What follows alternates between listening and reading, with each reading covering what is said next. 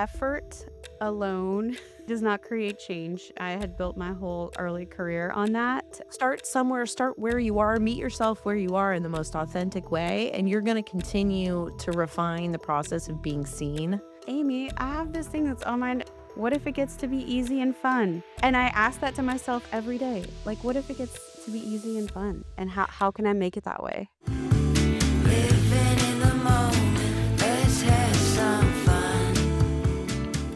Hi, I'm Aimee Rickabus, and this is the Manager Podcast, the show where we explore what it really means to lead, not just in business, but in our homes, our health, our relationships, our communities, and ultimately ourselves. Because leadership isn't something women need to learn. It's something we have been doing all along. The question is, how do we recognize it, strengthen it, and use it to build the life we actually want? Today, we're continuing our July series, Podcasting as Thought Leadership. But this conversation isn't really about podcasting.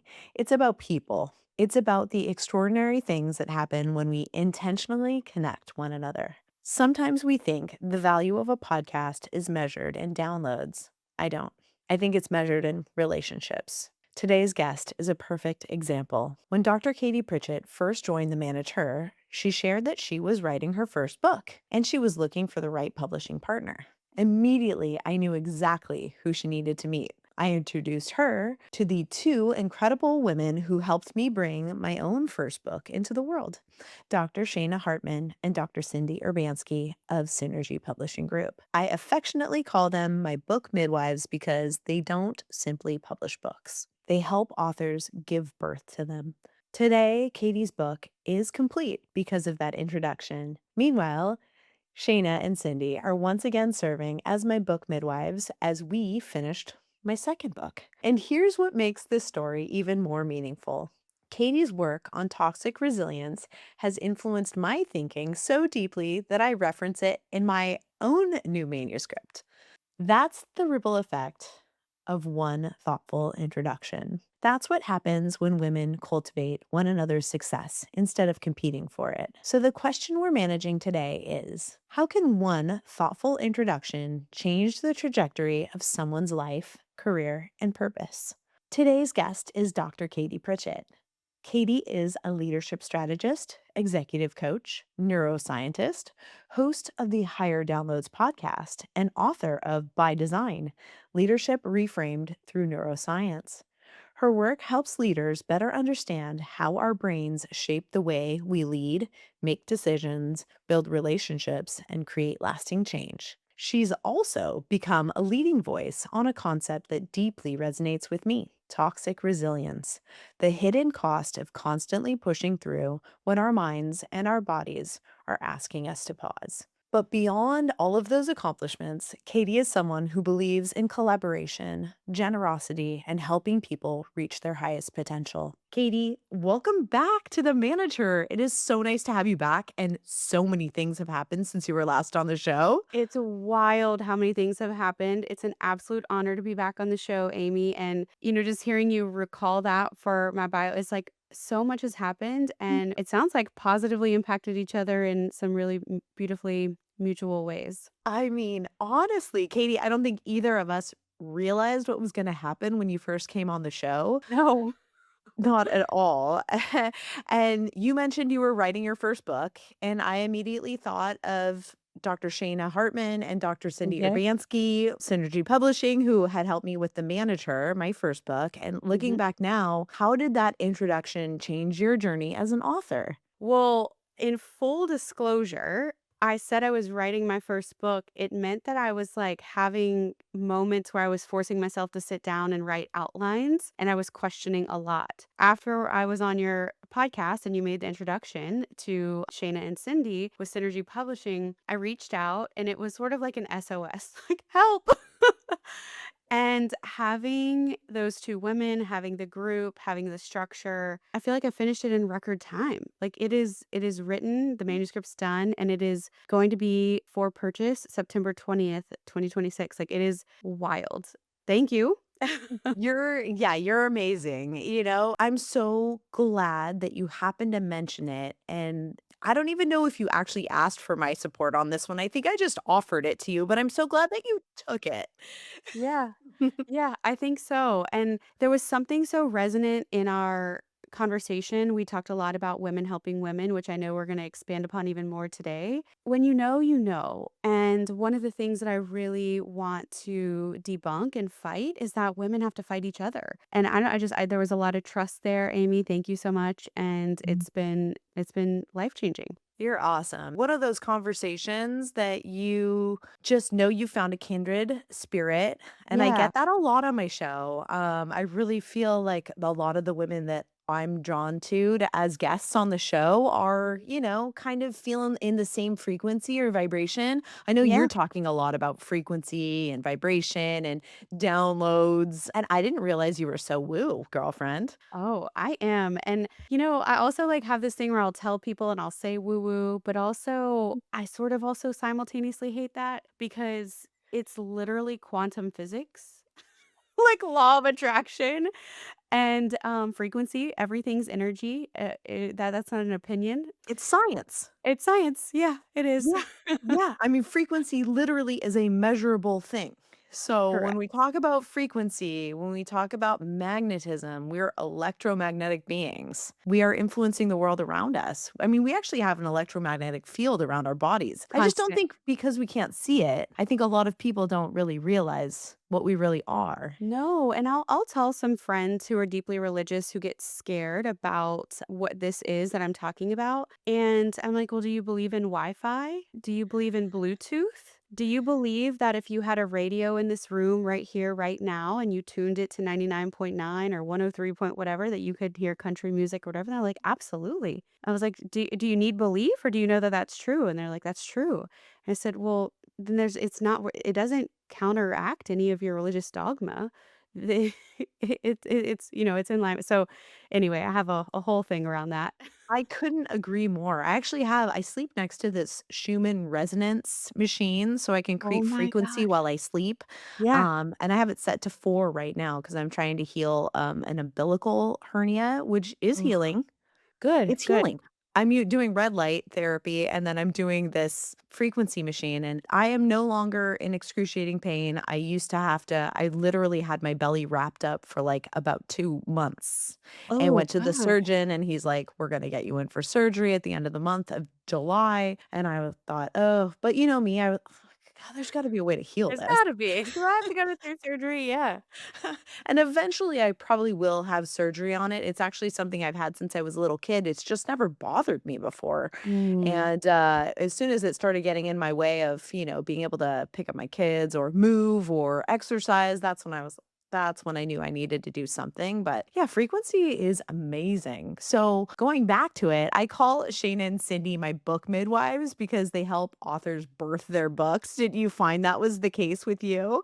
100%. And I've introduced them to other people since, and that's exactly right. And they really did. Like they helped. I already had the creative process running through, but yeah, I think doulas, midwives is a beautiful, beautiful analogy. Yeah, I mean, that was the only way I could explain what they did for me. They kind of just, Mhm. like, held space for me that, "Yes, you can do this," and anytime I was like, "Hey, I need help," they were like, "Okay, let's take a look." Just the Yeah, safest. absolutely. And they're both coaches. And I think, the writing is the easy part. It's the Um, ego, the doubt, the learning to self-publish it. Like, yeah, fantastic. yeah, it really is. So now that By Design is about to be out in the world, what did writing it teach you about collaboration? Well, I was born a twin. I have a twin brother, so my joke is that I didn't even have my own womb. So I only know how to do things in collaboration. So it made a lot of sense why I felt so stuck when I was doing my outlines and trying to force myself to write without some kind of community or support. And so I don't know if it taught me anything new other than all great things don't happen in isolation. 100%. It's so nice to be witnessed, Mhm. while you're making a transformation or going through something a big life experience, which I think writing a book is a big life Oh experience. my gosh, so much comes up. Yeah.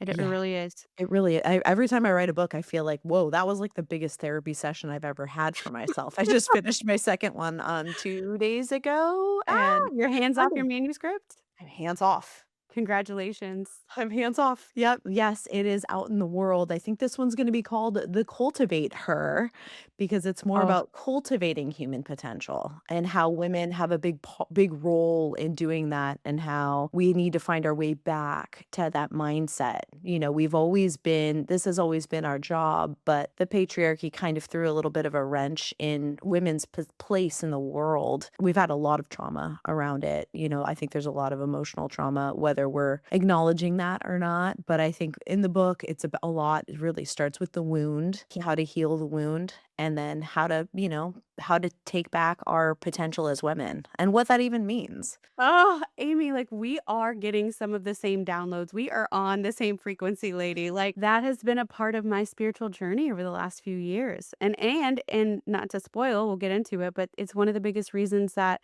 my co-host and I started our podcast. Your podcast is awesome. I was listening yesterday and I love your intro. It's so awesome. I like the whole idea of your podcast. It's just so fun. Higher downloads cuz that's how I write my books too. Like I write my books literally in the margins of my life and it's like I'll get a download from the universe. I'll talk to text it into my notes.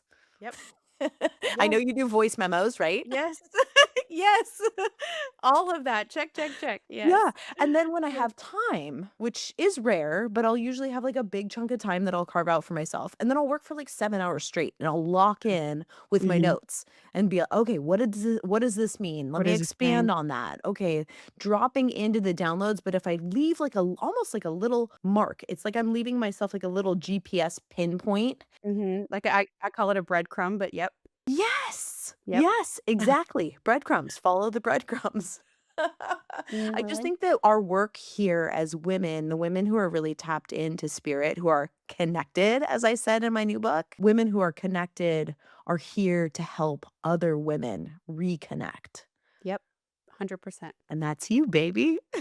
I am a part of that, what I call a cosmic cleanup crew to restore and remember our power and place in, the flourishing of humanity. Absolutely. One of the central ideas behind the new book is that women are natural cultivators. We Yep. cultivate children, we cultivate communities, we cultivate businesses, ideas, and each other. 100%.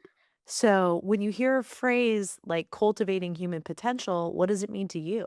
What it means to me is that this is the most important work of our time, especially in the age of AI. I just think this is critical. And as women with wombs, and we are gifted the privilege of fertility and giving birth, that whole process literally is about birthing human potential. And it's just once those lives exist in the 3D world on this earth, how do we continue that process in a way that honors each individual's purpose here? When I hear that phrase, it feels like the most important work. I agree 100%. Do you think women naturally recognize potential in others before those people see it in themselves? Yes, that's why we have to be in community so we can reflect it to each other. Absolutely. And because society, especially American Western culture for sure, has stripped so much out for women. Like my son's now 8, but I can even see like in some of the his friends and the my friends with daughters around the same age, you just see how like our education system and things are somehow defaulted into this pattern where it really strips away some of that creativity and zest and zeal for life. And so we have to reflect and remember it in each other. And women are really key in that. I love that. Has someone ever done that for you? So many, thank God. So many. You're one of them.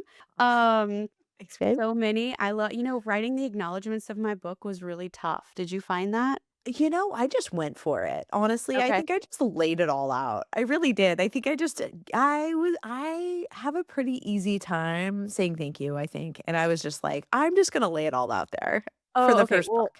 yeah, so same, but when I say tough, I mean like I'm sobbing while I'm writing. Oh, I saw while I write all I had literally had to move a box of Kleenex into my office while I was finishing the second book. Like, the Oh, last 2 days that I was writing the book, as I was reading, I would cry through entire chapters, like, I sob.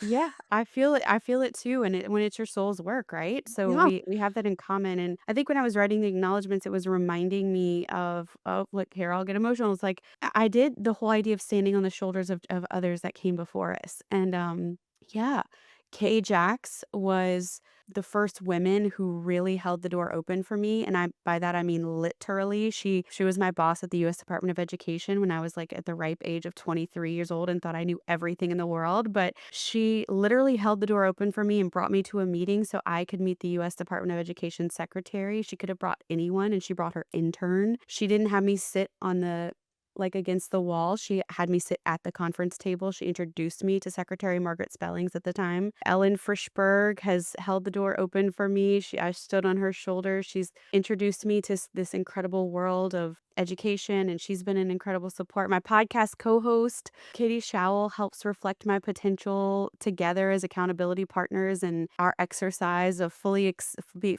expressed women and humans in the world. I have soul sisters like Kinga and Lauren. Like, I mean, I could go on, but yeah, like writing the acknowledgments in my book helped me to reflect on back to the point of all great things don't happen in isolation. Yeah, there's this amazing thing that happens when you build a community around you. And it's one of the things I talked about in my book. There's this saying, my father grew up in East LA, and his mom used to always say, "Tell me who you walk with, and I'll tell you who you are." It's a famous Spanish saying. And it was Oh. so true in East LA during the 1960s. If my father could have jumped into a gang and gotten caught up with all those kids, but he didn't. He was with the Boy Scouts, and he ended up going into the military. And it's really you really can draw that circle around the people that you spend the most time with, and you're gonna fall in that circle as far as like what you do, what you accomplish. So we have to choose the people that we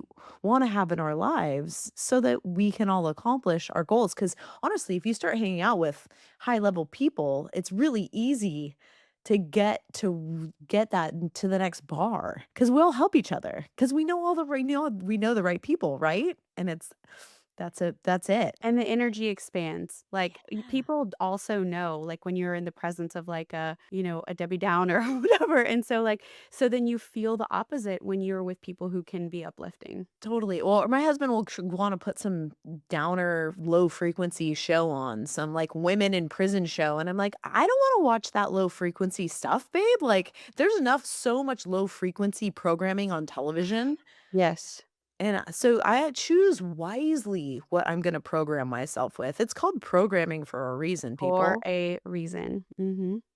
And our frequency is very easily influenced. Easy. Yep. And there's just been so much I've been paying attention to lately about the steady diet of fear in America Mm. and how fear keeps us separate. And Mhm. by separate, I mean like in all ways, like separate from like if you cut this person off in the traffic, you're like, well, who cares? Right. But like, just the ripple effect, like it's separate from like the oneness of source, whoever you call that to be, God, joy, whatever. Right. And but fear, and my book talks a lot about fear because my whole book's about the nervous system, and fear hijacks the nervous system, and the fear keeps you in a fight, flight, freeze, fawn cycle, and you don't get to live your life by design. You're living by default and by programming of whatever that fear is. So I won't go too deep into that, but I love it. yes. It's crazy. You and I have been getting some seriously similar downloads, and I don't really have the biology, background that you do. I don't have the PhD that you do, but a lot of those downloads were coming through for me, and there were experiences that I had in my actual life Yeah. that I was able it was like the universe has been demonstrating this to me through my husband, through my children, through the actual life experiences that I've walked through in the last 5 years. Yeah. And it's just amazing. Even the things that I learned about myself during the writing of this book was I mean, the deep, deep therapy that actually happened in writing this book, how I realized that I grew up basically with a programming that told me that it was better to be helpful than it was to be seen. Ditto. Like, I know, and I had to really wrestle with it. I wrote in my book for the first time in any public setting that I had an abusive father and that I had an emotionally volatile family life and, emotionally mature mother, and that's hard. That's hard to do because years before, I thought that performing perfection was how you got love because of that environment that I was raised in. Stay small, be perfect. And so I had to really own that the patterns I'm asking people to break in my book from a leadership perspective, I have walked the very hard walk. This is not from some ethereal ivory tower place of like, thou shall maybe consider doing this. It's like, this is real life for me. And when you said like you've been walking it from real life experience, same sister.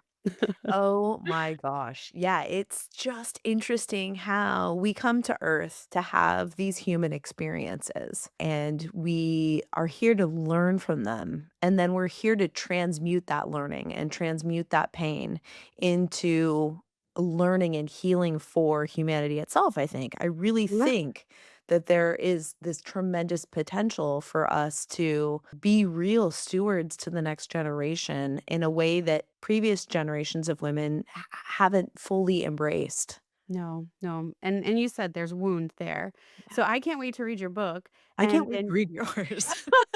and then everything you just said is like one of the reasons why I started Higher Downloads, the podcast. So tell me about Higher Downloads, your podcast, because I am so excited. I love the title because I think it has more than one meaning. It But does. yeah, tell us about the inspiration behind it. So, I do it with my, dear friend, Katie Showell. So the fun part is we're 2 Katies, and, neither of our names are short for anything. Like, we are real Katies, which just that authenticity, I hope, really comes through. But we started Higher Downloads because we were already having these very raw, vulnerable voice memo conversations as friends about motherhood, about business, about spirituality, literally the kinds of things you and I have just been saying to each other. And at some point, we're like, I said, I wish these weren't private. I feel like wish I could put them out somewhere because I know women who are craving permission to live from alignment instead of toxic resilience, the grinding, culture. And Katie agreed. And we were both receiving a similar frequency, a similar download about living life in a fully expressed way and how to exercise our throat chakra and that our respective work had it embedded in a certain way, but maybe not in the full creative way we were hoping. So the name Higher Downloads is that moment when an instant lands that feels like it came from somewhere higher than your logical brain, your intuition, your higher self, whatever you want to frame it, like the things you have in your voice notes when you're writing your book, right? Exactly that. Oh, yeah. That stroke of knowing that really comes from a pure, like, a source-like thing. And then, of course, the idea of higher downloads with more things like HD, high definition, so we wanna live our lives in higher definition.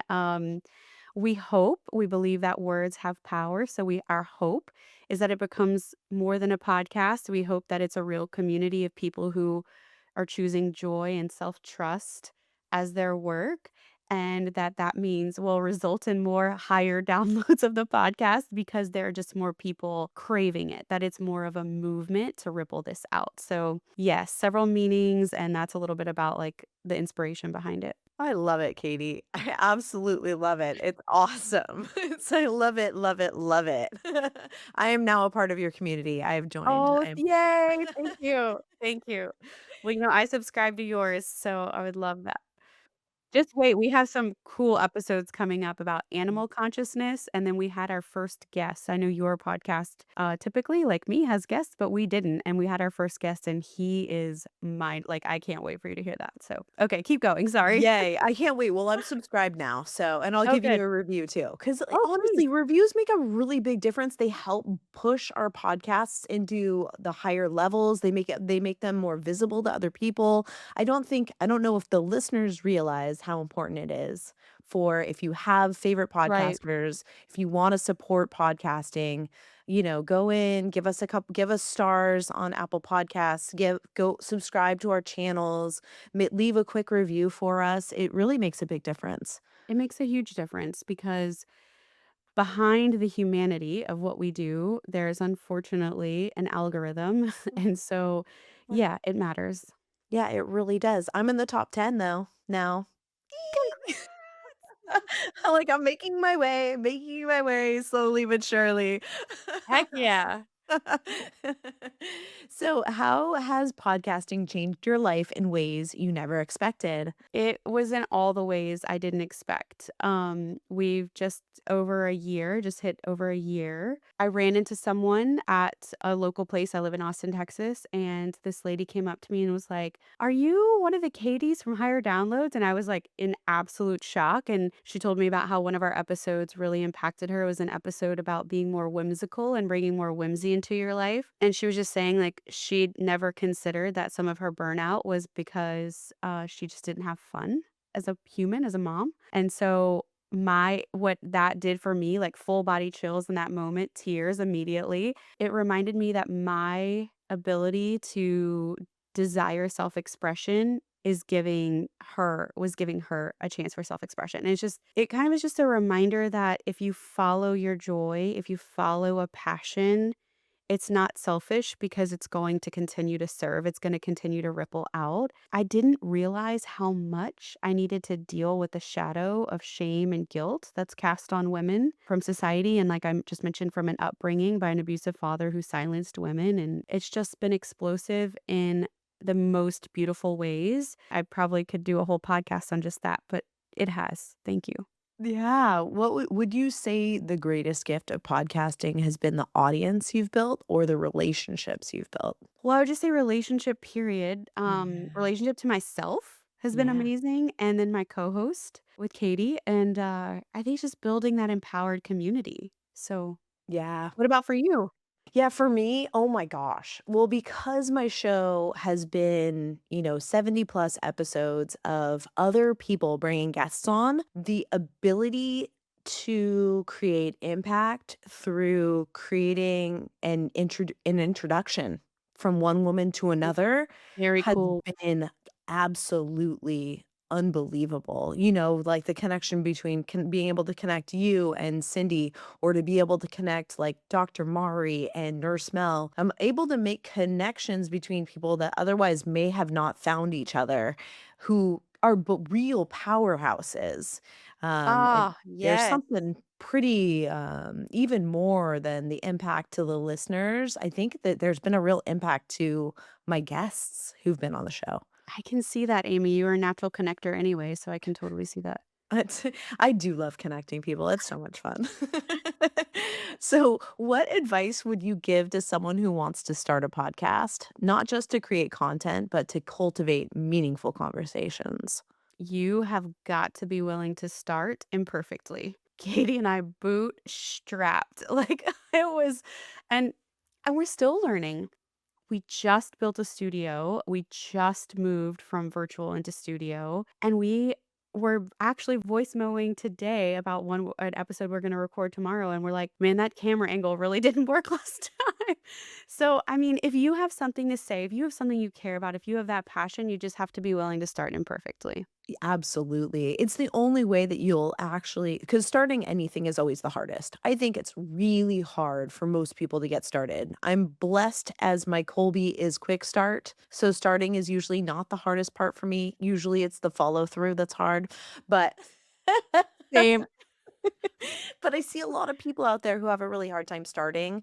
And you just know that you will, no matter how prepared you are, you're going to continue learning and growing and changing.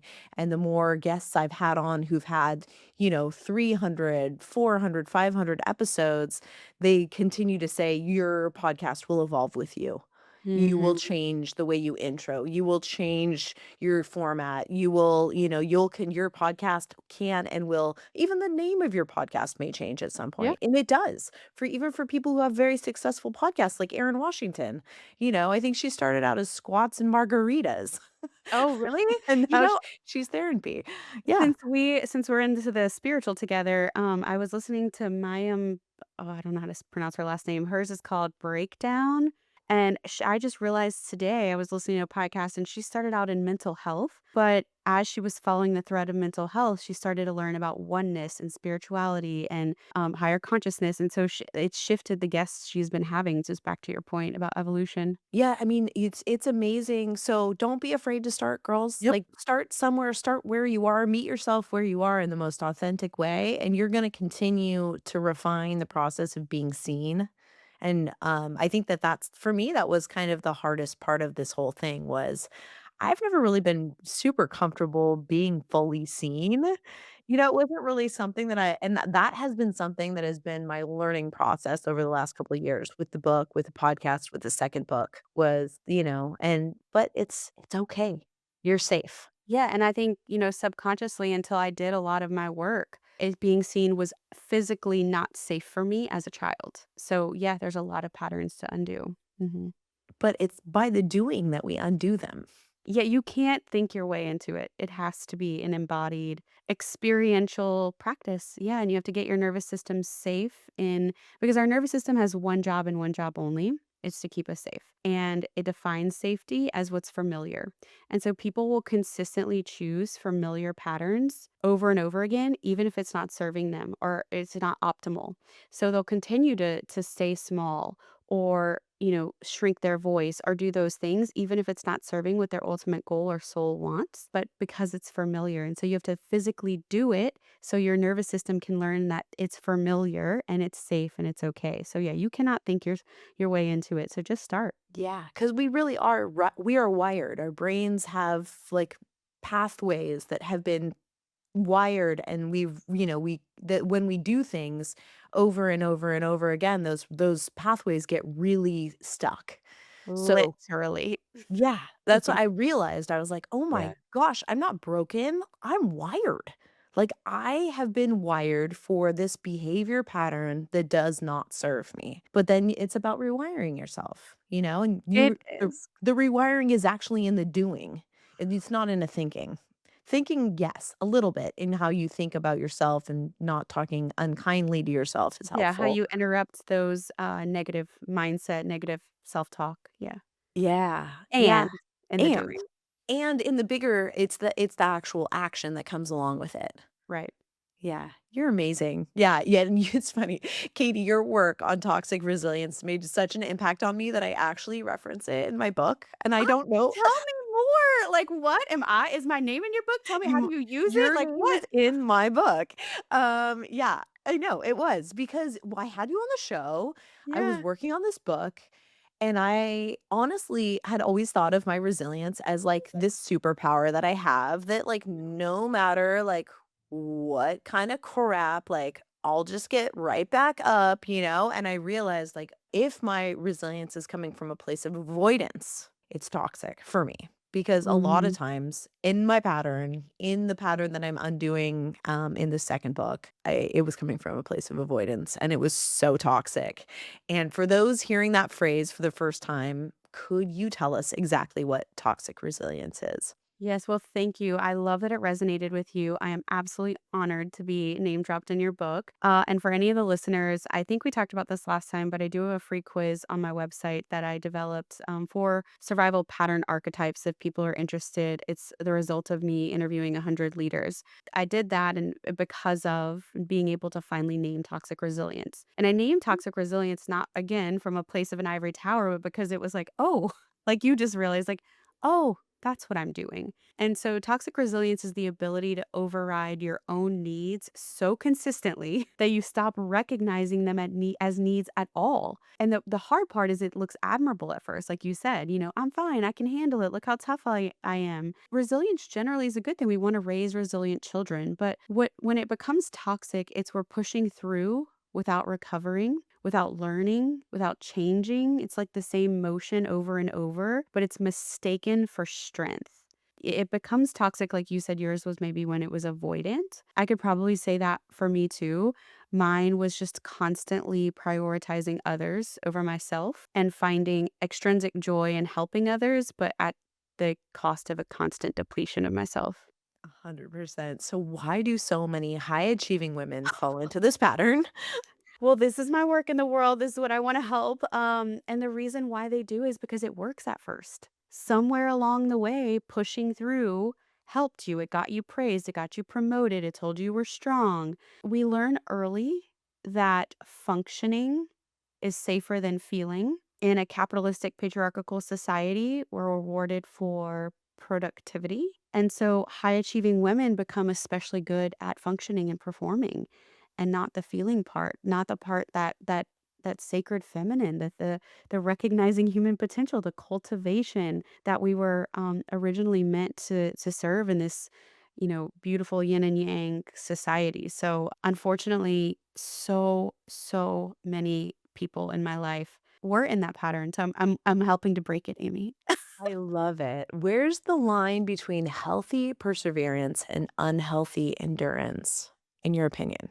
I think you have to realize, am I going for going's sake? Am I going for production? Am I ignoring what I need? And I think the line comes when you finally include yourself. Like healthy perseverance would be you might be tired, but like you are intact. You're not functioning in hollow. You've honored. Like there's a good tired. There's a understandable tired. We're supposed to sleep every night. It's just a plug in every night.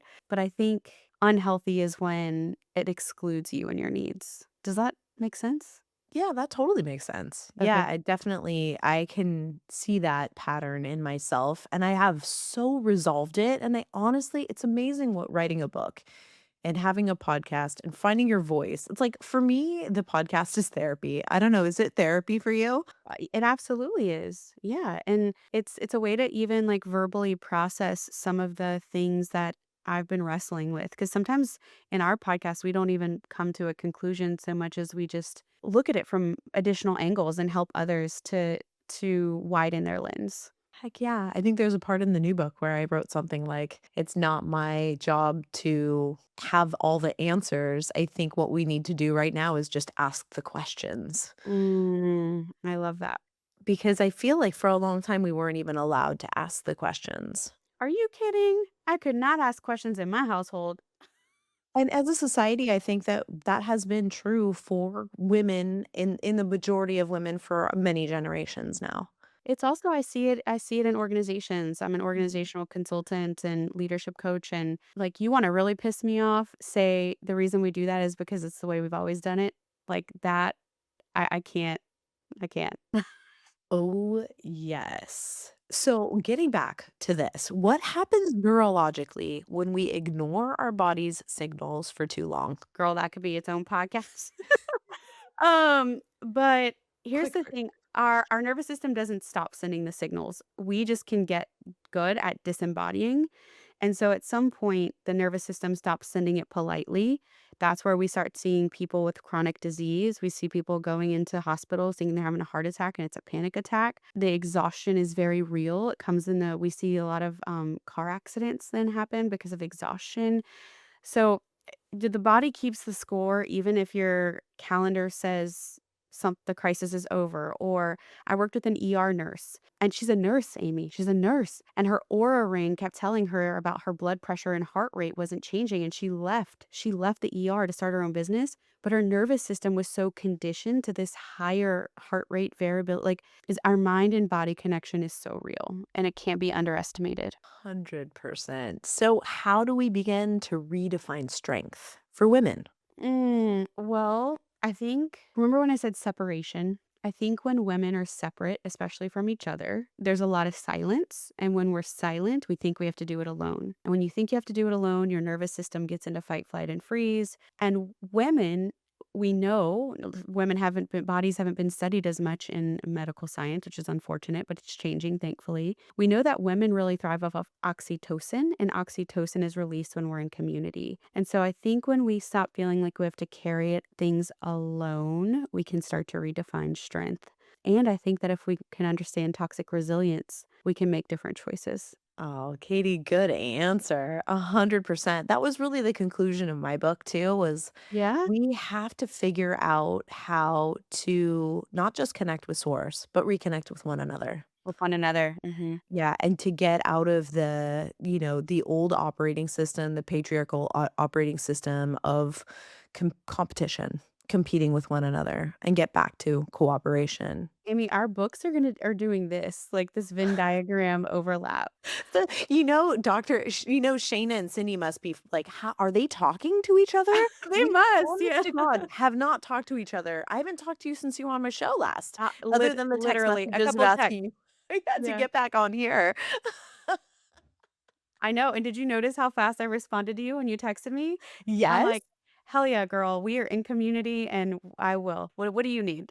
I was thrilled. I've been in Hawaii and finishing the book, Mm. and I am now playing catch up with my production schedule because I shot, 2 months worth of stuff so that I would have time to write and think and have a little space. And now I'm like, okay, I got to get back to shooting my podcast like big time. So I thank you so much. I really appreciate you, being available to hop on with me. So let's get into leadership by design. I love this. Your book is called By Design: Leadership Reframed Through Neuroscience. If every woman listening could understand just one principle from neuroscience, what would you want it to be? It's something we've already touched on, but my phrase is that most people are living by default, not by design. And we're running patterns that got handed down to us, that got conditioned to us. You said I'm wired, right? Conditioned patterns that we never chose, something that kept us safe a long time ago. And the part that changes everything is that it's not just individuals that have nervous systems, but it's teams, families, organizations, nonprofits, communities.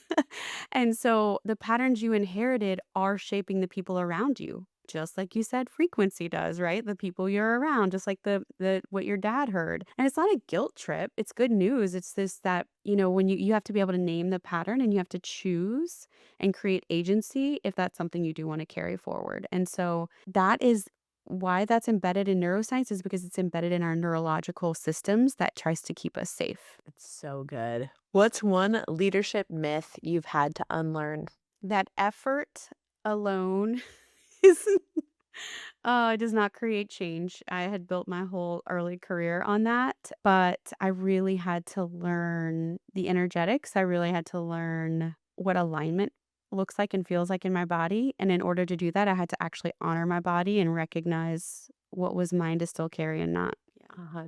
100%. Same for me. I used to work so hard, and now I do so many things, and it feels graceful and easy because I'm in alignment with all the things I'm doing.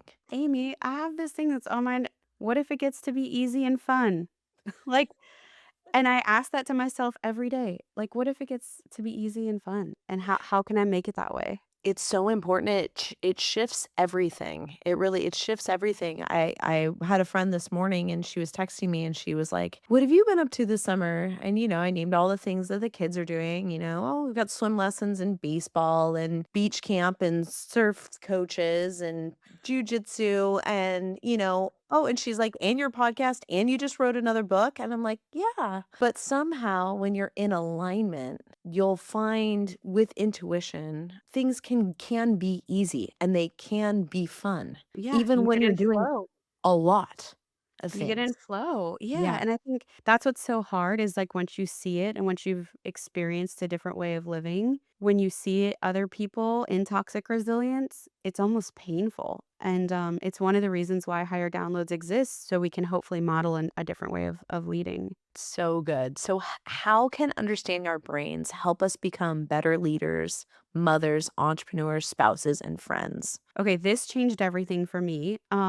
When I could understand that my body reads safety before my mind could process the logic, then I did realize didn't have to take it so personally. I was like, oh, that's how I'm designed. Like, oh, that's our nervous system. Okay. The employee who shuts down in a meeting, the boss who triggered me like my abusive father, the kid that's melting down at school, the partner who's going quiet in conflict. Like none of that is a character flaw. It's biology and it's doing what it was always designed to do. It's just that we, if we're living our lives by default, if we're living on autopilot and we're living disembodied, then you're gonna just let that run the program. Programming!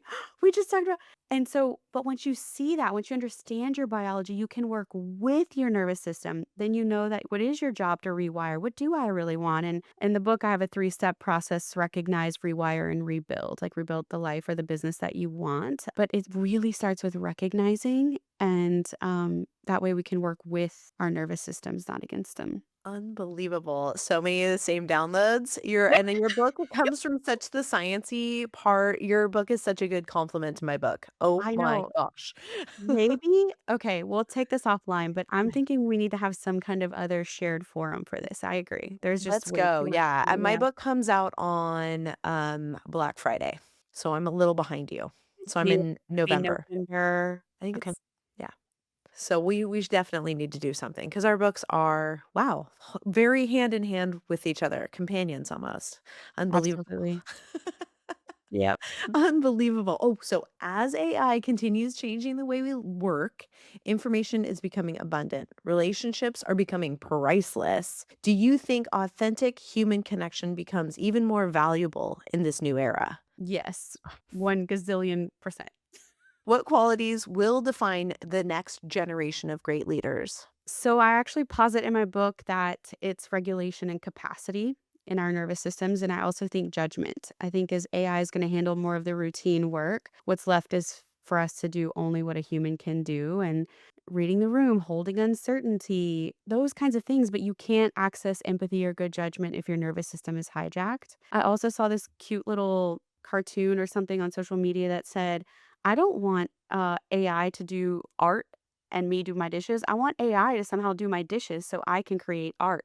And I was like, yes, yes. Yes. So I think the qualities that are going to define this next generation are people who understand their nervous system regulation, who create capacity, who have good judgment, who act more human, and that we can be more thoughtful about using anything that can be automated to do the task that maybe humans shouldn't be doing in the first place. Yeah, the mundane tasks, Hmm. it's like anything that we could have trained a chimpanzee to do, it's can we please, offload those tasks, especially because sadly, those tasks have been mostly handed to women in society throughout the world. I mean, Dr. Danielle Dowling was on my show and she was saying that the number was staggering of the amount of work done every single day by women that's unpaid. It's like millions and millions of dollars worth of work. And so if we're able to automate the mundane, the work that, can be automated that we don't want to do, think of all the mind share, all of the mental capacity that we can give to creativity, I to know. cultivating culture, to organizations, to art, to writing, to all of the beautiful humanities, the humanities. It is. Yeah. It is. To me, it's exciting. It really is. But, there's a scary part of it, which is if women don't jump in and embrace and become involved in the conversation, I feel like we're at a very pivotal moment with technology. I agree. We did talk about that in my last podcast about the criticality of women to shape it. Female leadership is more crucial in this moment in time than I think ever in human history, but I do think we're here to shape and we're definitely standing up to do it. So, what can each of us do today to become the kind of person who opens doors for someone else? So maybe it feels like I'm, beating a dead horse, but it's like I really think, and this is not to add guilt or any extra to women, but I do think if we can understand how contagious our nervous systems are, we would do a better job of our own nervous system hygiene. So think if you can first regulate yourself before you walk in the room. Your calm, your chaos, like all that lands before. But our nervous systems don't ask permission to give signals. And so when you feel regulated, that's the first thing. It's that true self-care, not like just a face mask or a yoga class, but like the true self-care. Then it's so much easier to see the person who reminds you of you when you were younger, but you can name their potential before they see it in themselves. And opening doors doesn't have to be a grand gesture. It's like the small things, but it's really hard to pour from an empty cup. And so I think the very first thing that women should be doing is really regulating themselves. Like that's the work. Do you have a quick tip of how we can regulate ourselves? Is it something we can do with a breathing technique or what do you do? I do. Breathing is very important. We need it to survive, but we often live our lives in these very shallow breaths. So the deep diaphragmatic breaths is really critical. I also think that one of the most important things in regulation is to just identify what your triggers are and maybe why they're happening. That's part of the capacity building too. But dance is one of my favorite. When you put on a high vibe song and you just dance, like how much better you feel. There's just so many very easy, quick ways that we can to regulate ourselves. Women also haven't been historically allowed to be angry. And so it's very cathartic to punch a pillow, to go out home outside in a safe place and scream really loud. There's a lot of ways that, and the idea of regulation is honoring and allowing that emotion to pass through.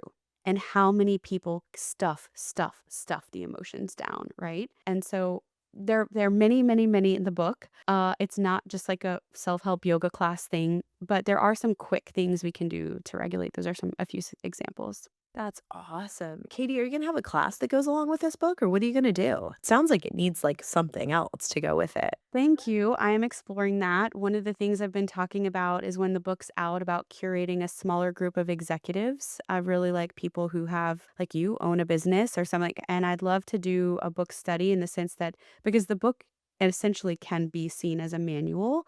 And so I want to walk a small group of executives through it, a true book study, a book study to realization. And then as we do that together, how does that either create a course or a companion workbook? Because when I say this, Amy, I mean this is my soul level work to help redesign organizations for the betterment of humanity. And so this is not like oh, that was fun to write. Like I am looking for and exploring ways to make it real. But so thank you for the idea. Well, count me in for Okay. that. Okay. All right. Done. Count me in. I'm in on that one. I love that. Yeah, I just feel like there's more, there's always more meat on the bone, but in your case, it seems like there's a lot of work that is in your book that could be, you contributing in some sort of capacity is going to benefit the people who are interfacing with your work. I feel like you're a coach. You get this, right? This Yeah, would be a lot and fun. it can feel overwhelming because it is so important to me. It sometimes can feel quite overwhelming of what path to take. But I'm having a live download that connecting with people like you who understand and walk this walk together, maybe we can be that reflection for each other of like, here's what I hear you saying, and maybe you should try that path. I think sometimes just that little urge, that little nudge can be really beneficial. So I am signing up to do this for you, Great. and I would welcome, any anything in return. I've got some friends that would probably wanna join us too. Oh, good. Good, good, good. Let's do this. I have a bunch of friends who've been asking for something just like this, Oh, and so this could be okay. really good. Let's go. I love that this is what always happens on the show. There's always this, like, creative collaboration thing that starts happening, and, yeah, I'm in, and I can think of at least 2 or 3 women that would be interested in coming in on this one with me right now, just off the top of my head. Heck yeah. Heck yeah. So, what's one thing you're managing in your own life right now? And then, yeah, what is one thing that you're managing in your own life right now? The sort of signature, the manager question. Yeah, I think I'm just constantly remembering that I can't do it alone, so I'm managing onboarding. I've already hired, but onboarding and systematizing, an assistant Yay. and asking for and hiring help, and that is hard and needed. So good. And finish these sentences for me. Women don't reach their highest potential by. Doing more, proving more, performing, shrinking to keep the peace. Women reach their highest potential when. They understand their nervous system and recapture their own agency and choice. So, Katie, I know you're launching your book in September, which is coming right up. So, what's going on? Just give us the download on all of that stuff. So the book will be available on Amazon and all the live, also at Barnes and Nobles. I am also up by September the 20th. So very exciting. And then I'm also working on the audiobook, which is a first for me and very nerve-wracking. I hope it can also be go live at the same time, but if not, it'll be a couple week delay where people can then get the audiobook as well. Katie, thank you so much for joining me today. This conversation is such a beautiful reminder that leadership isn't always loud. Sometimes leadership looks like making one thoughtful introduction, connecting two people who need each other, opening one door, sharing one opportunity, planting one seed. When I introduced Katie to Shayna and Cindy, I had no idea that just about a year later, we'd all be connected through our books, our work, and a shared mission of helping people reach their fullest potential. What happens when we lead with generosity instead of scarcity? That's what happens when we lead with generosity instead of scarcity. As we conclude this series on podcasting, I hope today's episode reminds you that your voice is about so much more than creating content. Your voice has the power to create community, to build trust, to open doors, and sometimes to change someone's life. If this conversation inspired you, please subscribe, leave a review, and share this episode with someone who believes in lifting others as they climb. Until next time, remember, leadership isn't about climbing a ladder. It's about cultivating a garden. And every relationship we nurture has the potential to grow into something far greater than we could have imagined. See you next week.